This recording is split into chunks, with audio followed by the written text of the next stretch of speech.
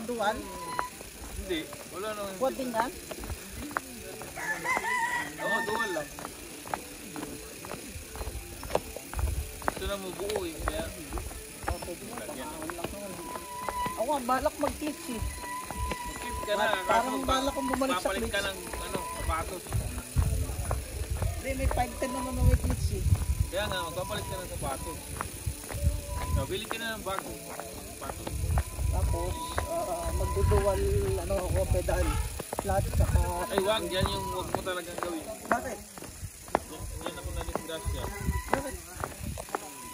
Bagay, kung sa semento ka lang, okay lang.